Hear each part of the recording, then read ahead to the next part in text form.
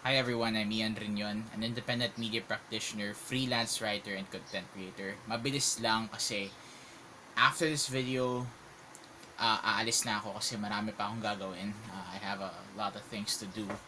Kailangan kong asikasuhin. And also, I have to do some grocery as well. Dahil ako lang ang ako lang ang talagang capable. I live with senior citizens, so yeah. Uh, I have to do my thing. But anyway, before I get before I uh, even sort this out, unedited na to, hindi ko na to i-edit ng sobra, kasi yun nga, mabilisan lang naman to. I just wanted to share two things, maybe three, dahil nga and it's and the third one is sudden. uh, Maybe four.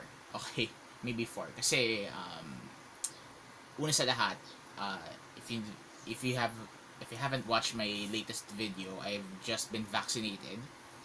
Naka first dose na ako. I'm awaiting the second. And as you can see, I'm still alive and kicking. So sa mga nagsasabi na wag kayo magpa-vaccine and all that shit, just don't believe them. Okay? Magpabakuna kayo. Okay? I don't care what brand it is, basta magpabakuna kayo. Yun lang. Okay? End of story. Number two, uh, after that video, on the 4th of July, a C-130 plane crashed in Sulú. What's tragic here is that the Philippine Air Force has just acquired that Hercules, with a tail number 5125, and from this point forward, I would just refer that to that C-130 aircraft as Hercules 5125.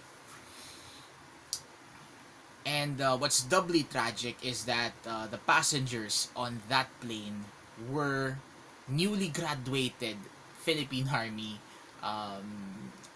Philippine Army soldiers. Kakagraduate lang nila from basic training. I-deploy na sana sila sa Sulú. And then shit happened. So ang sobrang tragic eh. I mean, wherever you are in the political spectrum, whatever your thoughts are uh, the military, buhay pa rin yung buhay pa rin yung nawala eh. Alam mo yun, 50 buhay ang nawala. Most of them were servicemen, and then there were around 3 civilians. At least 2 of them wanted to be soldiers because they were just teenage boys. So parang, tangina, this is just tragic, man. This is just tragic. Talagang, I don't wanna talk about this because investigations are continuing, and everyone's just processing the grief. I have a soft spot for our servicemen. Having experienced ROTC myself, alam ko kung ano ang kapalit ng pagsuot ng uniforme. And kung ano man ang experience ko, wala pa yun sa kalingkingan ng nangyari sa kanila. Wala pa yun sa kalingkingan ng risks na ginagawa nila. Kaya I can only offer my snappy salute to all of them and to their families. In particular to this retired colonel whose daughter was the military nurse on Hercules 5125. Alam niya yung risks eh. Talagang sa totoo lang parang ayaw talaga niya na magsundalo yung yung anak niya. But he gave his blessing. She became a nurse first, and then became part of the nurse corps as an Air Force officer, and she was the flight nurse on that flight. And man, it's just tragic. Talagang ramdam ko yung ramdam ko yung regret, ramdam ko yung sakit ng nung tatay na, yung sakit na iniinda ng tatay niya eh. He doesn't talk shit about the armed forces because he is he is a retired military officer himself. Ang pinagsisisihan lang niya yung sarili niya eh. Talagang he knows the trade. He knows the trade because he's been there, done that. Pero masakit pa rin sa kanya na anak pa niya yung nawala eh. So talagang shit. Munti ka na ako maiyak dun sa yun, sa balita na yun. Specifically, I think it was in TV Patrol sa ABS. So, ayun, talagang it's just tragic. It's just fucking tragic. And I just wanted to let you know na talagang naikiramay talaga ako sa lahat ng mga nawalan ng asawa, anak, kapatid, kaibigan na nandun sa loob ng Hercules 5125. Talagang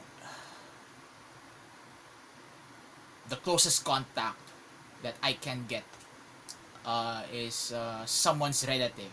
I mean, is a good college acquaintance of mine who has a relative in that plane. Talagang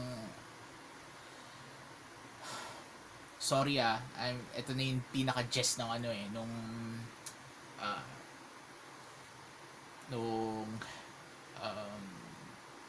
video na to eh. Kasi it's just too sudden. It's just too fucking sudden. And I think in relation to that, I think the Philippine Air Force had to come clean after Max Defense shared something about di naman niya specify, pero parang alam niyo naman kung may mga yung mga chikadora, yung mga showbiz type na mga blind items, meron din ganito sa defense community.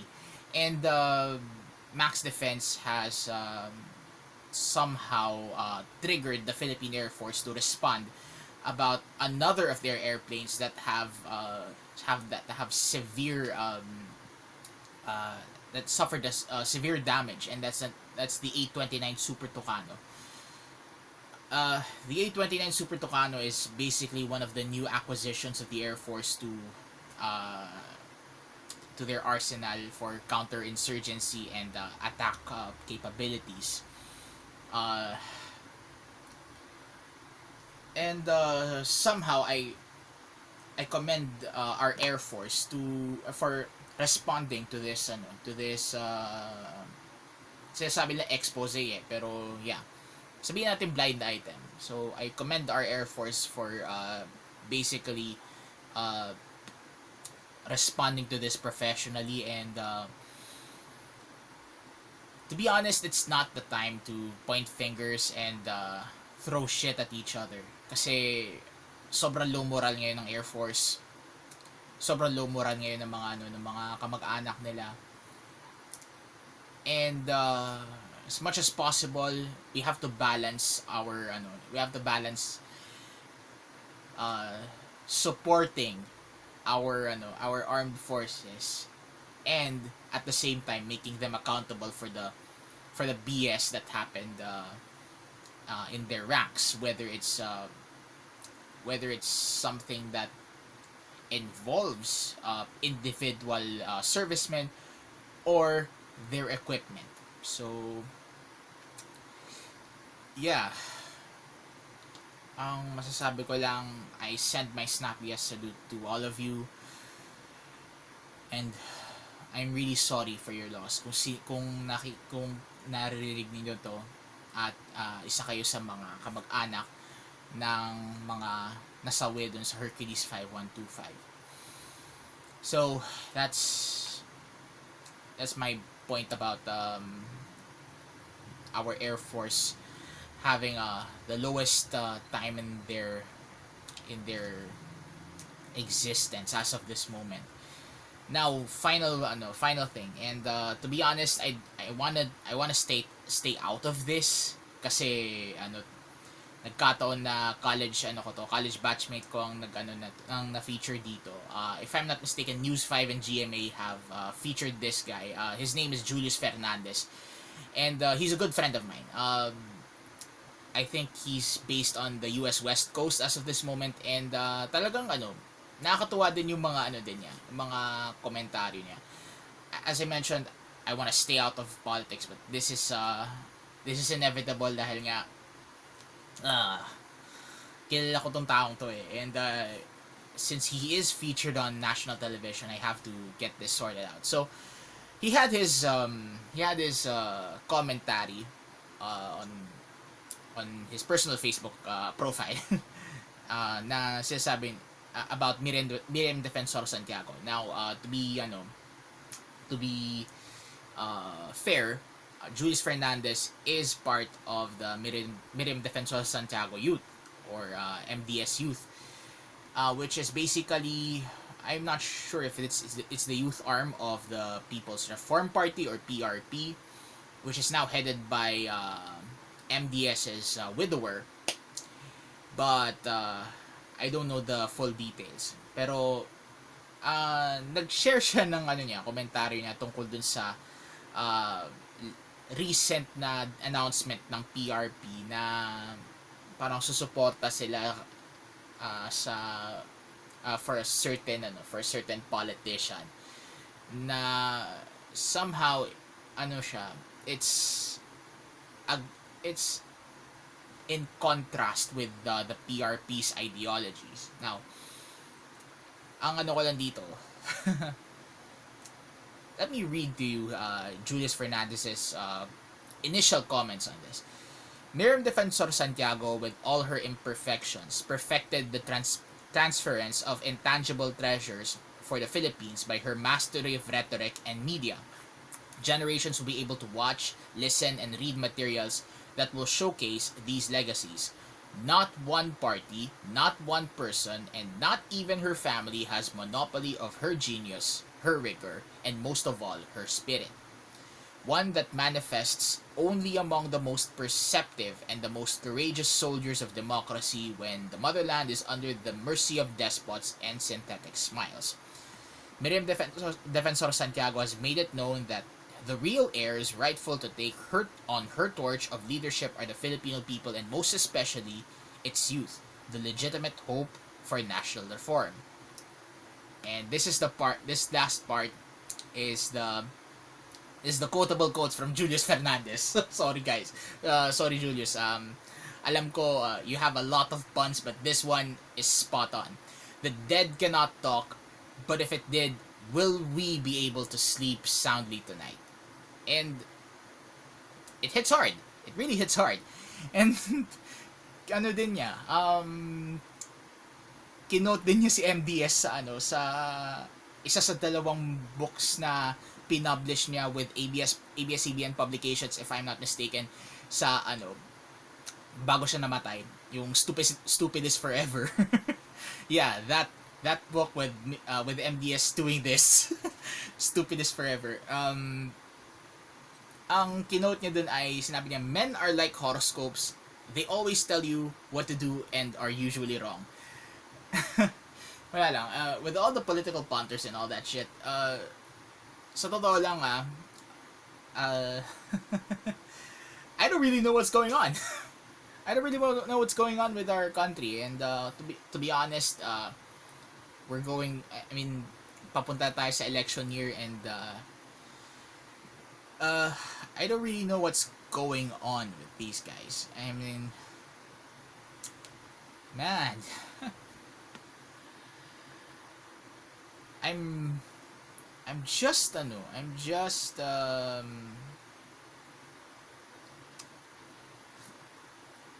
it's just a house divided for the PRP, because MDS's supporters and allies, specifically Julius Fernandez, has disowned the PRP for its decision to back this certain politician, no?